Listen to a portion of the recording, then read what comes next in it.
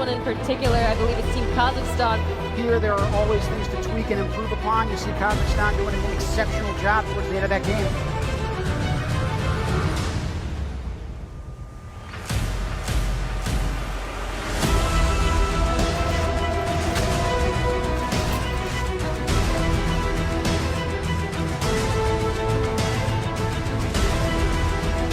Team Kazakhstan flying high, achieving the high bar very quickly after the last 30 seconds initiated endgame. The robots ascend into the air, high bar, wow. Team Kazakhstan.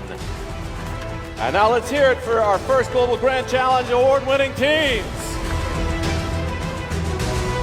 Team Kazakhstan.